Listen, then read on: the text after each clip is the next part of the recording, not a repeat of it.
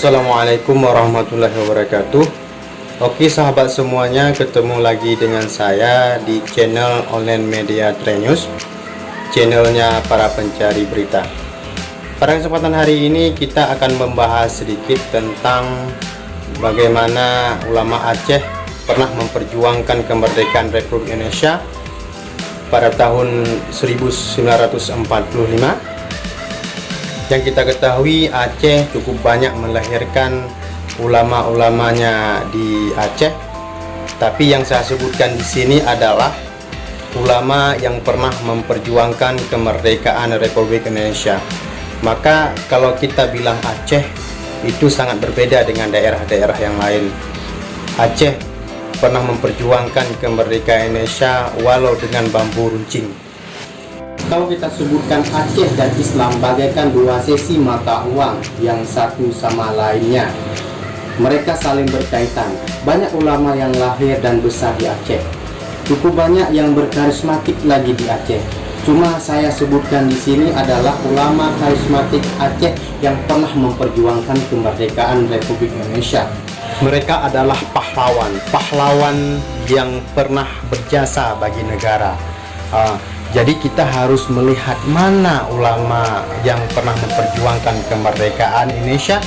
Ayo kita lihat video ini, video yang menjelaskan perjuangan mereka tanpa mengenal lelah.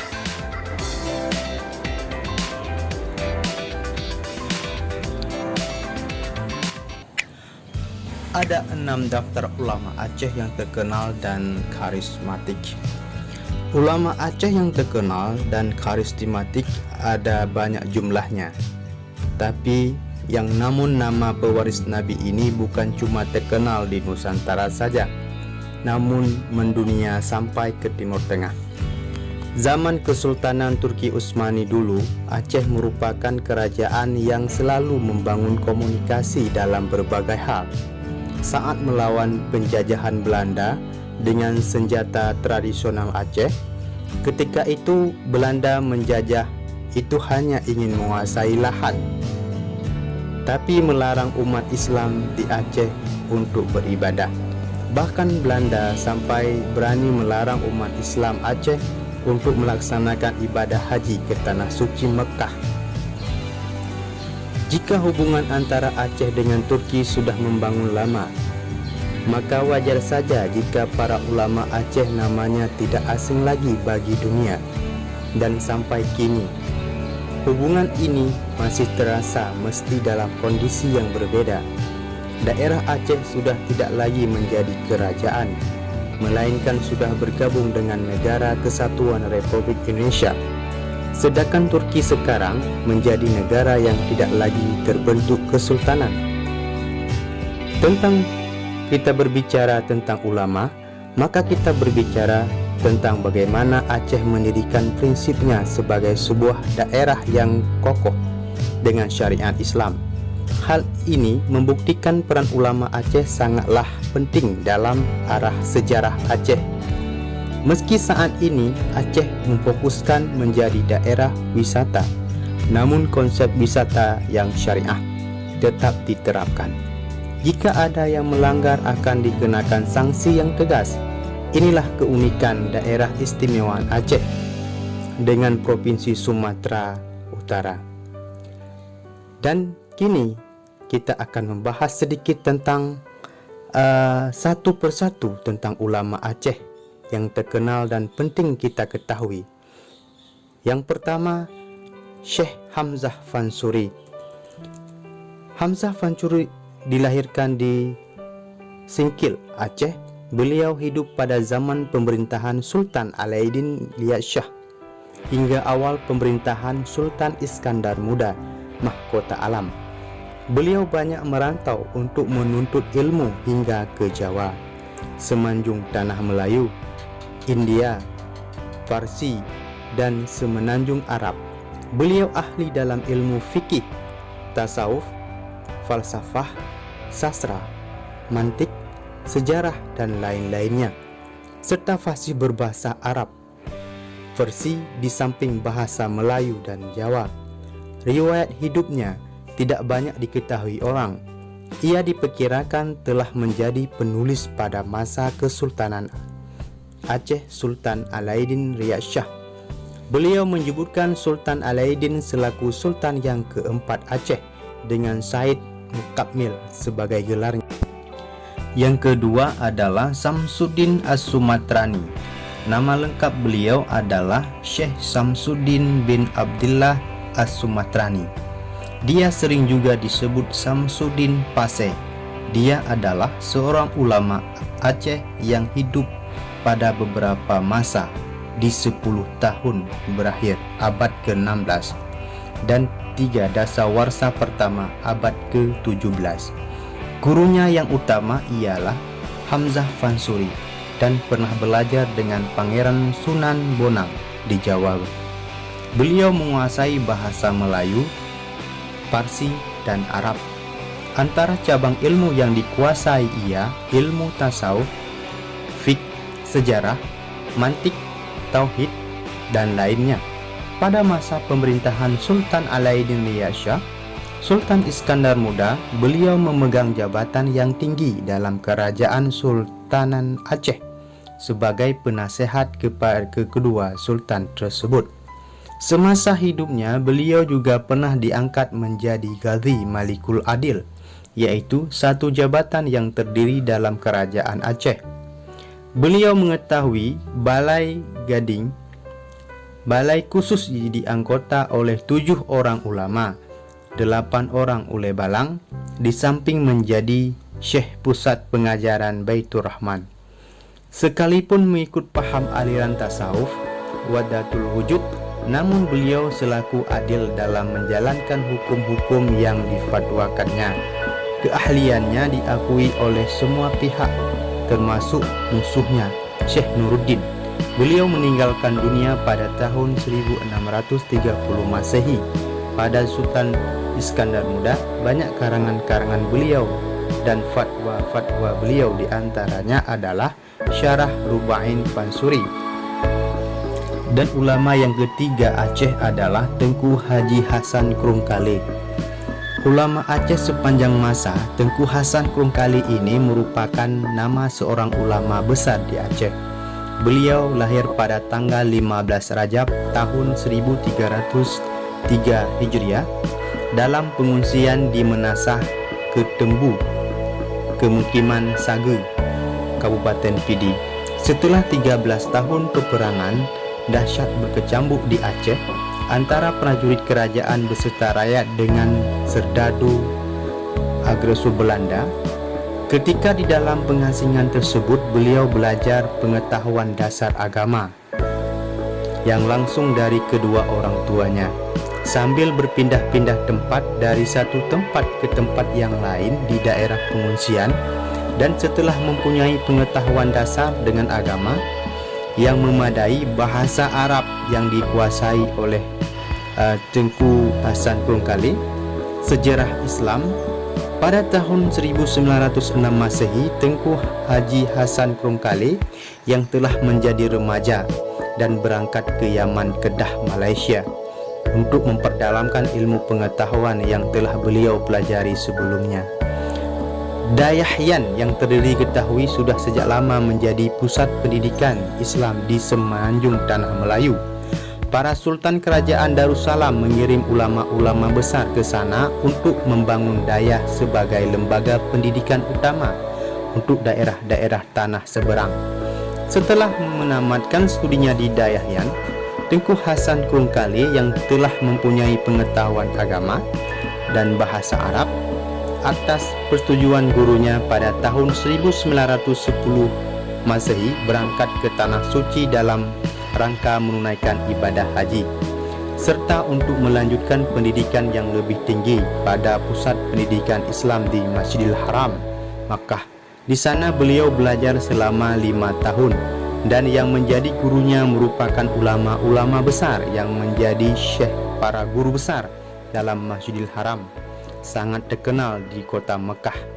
Sekembalinya beliau pada tahun 1916 Masehi, beliau langsung mengambil alih pimpinan Dayah Krungkali yang sejak peperangan dengan Belanda tidak terus lagi Setelah semangat baru yang dihasilkan dari pendidikan selama bertahun-tahun di Mekah dan didorong oleh jiwa mudanya, Tengku Hasan Krungkale membangun kembali Dayah tersebut. Dalam waktu yang singkat, Dayah Krungkale telah berubah menjadi pusat pendidikan agama Islam terbesar di Aceh, sejajar dengan nama-nama besar lainnya seperti Dayah Tanoh Abe, Dayah Lambirah, Dayah Rumpit, Dayah Jirla, Dayah Indapuri, Dayah Panti Gelima, Dayah Tiro, dan Dayah Samalanga. Dalam perkembangan kemudian, Tengku Hasan Krungkale melalui dayah yang dikelolanya telah berhasil mencetak banyak kader-kader dai, pendidik, ulama, pemimpin umat yang sangat berjasa bagi rakyat Aceh, baik sebagai pembimbing mereka dengan nilai-nilai agama maupun sebagai pimpinan masyarakat atau sebagai komando dalam jihad fisabilillah melawan agresor Belanda ketika itu. Sebagai lembaga pendidikan Islam, Dayah Krungkale ini pada dasarnya lebih banyak berperan dibandingkan dengan lembaga pendidikan formal lainnya seperti sekolah yang didirikan oleh pemerintah Belanda pada waktu itu. Selain pimpinan Dayah Krungkale, usaha mencetak ulama Aceh pewaris daripada Nabi, beliau juga termasuk salah seorang putra Aceh yang ikut aktif dalam perjuangan kemerdekaan Indonesia. Beliau juga pernah menjadi anggota Konstitusi Republik Indonesia dari Partai Islam Perti. Tengku Hasan Krungkale juga pernah mengeluarkan fatwa tentang seruan jihad fisabilillah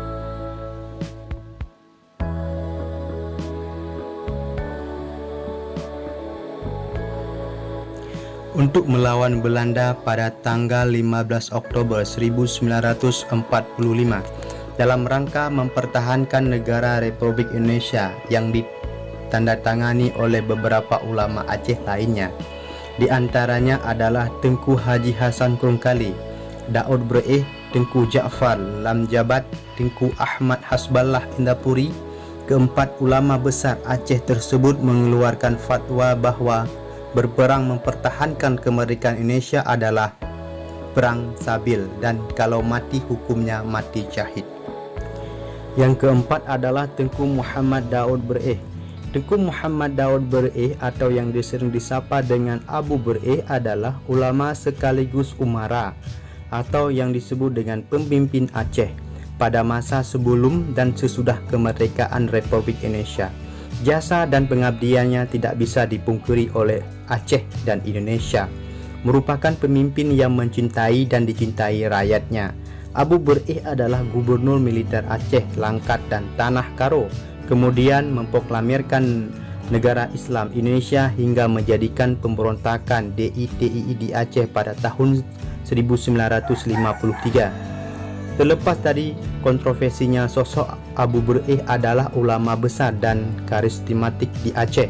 Satu yang terpenting adalah kiprah dalam Persatuan Ulama Seluruh Aceh atau yang disebut dengan PUSA. Lembaga yang didirikannya pada tahun 1939 terutama kaitannya dengan kaum Ule Balang yang didukung pemerintah Belanda. Organisasi inilah yang melawan Belanda, Jepang di Aceh. Jadi tidak ada yang dipungkiri beliau adalah ulama dan umara besar Aceh yang pernah dilahirkan. Dan ulama Aceh yang kelima adalah Syekh Nuruddin Araniri. Syekh Nuruddin Araniri diperkirakan lahir sekitar abad ke-16 di kota Araniri, India dan wafat pada 21 September 1658. Pada tahun 1637 ia datang ke Aceh dan kemudian menjadi penasehat kesultanan di sana hingga tahun 1644. Nuruddin Araniri memiliki pengetahuan luas yang meliputi tasawuf, ilmu kalam, fikih, hadis, sejarah, dan perbandingan agama. Selama masa hidupnya, ia menulis kurang lebih daripada 29 kitab. Yang paling terkenal adalah Bustanul As-Salatin. Namanya kini diabadikan sebagai nama perguruan tinggi agama Islam IAIN di Banda Aceh. Dan ulama Aceh selanjutnya adalah Syekh Abdul Rauf Asingkili. Syekh Abdul Rauf Asingkili adalah seorang ulama Aceh yang terkenal. Ia memiliki pengaruh yang besar dalam penyebaran agama Islam di Sumatera dan Nusantara. Sebutan gelarnya juga dikenal ia Tengku Syah Kuala. Artinya Syah Kuala, yang nama lengkapnya Aminuddin Abdul Rauf bin Ali Al-Jawi Sumal Fansuri Al-Singkili. Menurut riwayat masyarakat, keluarganya berasal dari Persia atau Arabia yang datang dan menetap di Singkil, Aceh. Pada masa mudanya ia mula-mula belajar pada ayahnya sendiri. Ia kemudian juga belajar pada ulama-ulama di Fansur di Banda Aceh. Selanjutnya ia pergi menunaikan ibadah haji dan proses perawatan ia belajar berbagai ulama di Timur Tengah untuk mendalami agama Islam. Kitabnya yang berjudul Ubtat Al-Muhtajin membuka mata kita sebagaimana Syekh Kuala membangun jaringan intelektualnya. Syekh Kuala memang bukan nama asing bagi masyarakat Aceh, tetapi dikenal seantero tanah Melayu dan dunia Islam internasional. Syekh Kuala Syekh Abdul Rauf As-Singkili adalah tokoh tasawuf juga ahli fikih yang sangat disegani. Fansuri Aceh Utara ini dikenal sebagai salah satu ulama produktif. Karyanya banyak, mula tasawuf hingga fikih, dan pengaruhnya sangat besar dalam perkembangan Islam di Nusantara. Tak salah kalau menghormati jasanya nama diabadikan menjadi nama Universitas Syah Kuala di Banda Aceh. Kemudian meneruskan pengajian ke sekolah Sumatera Pasai yang dipimpin oleh Syekh Syamsuddin As-Sumatrani. Sewaktu Syamsuddin diangkat menjadi Qadli Malikul Adil pada zaman Kesultanan Muda Zarmawangsa Perkasa Alam Syah, Abdul Rauf bertolak ke Mekah dan merantau ke beberapa buah negara Asia Barat lainnya. Demikianlah kami sampaikan tentang nama-nama ulama Aceh yang terkenal sampai saat ini. Bermanfaat kepada orang Acehnya khususnya. Jangan lupa share dan like videonya, dan jangan lupa lagi subscribe supaya channel ini bisa berkembang.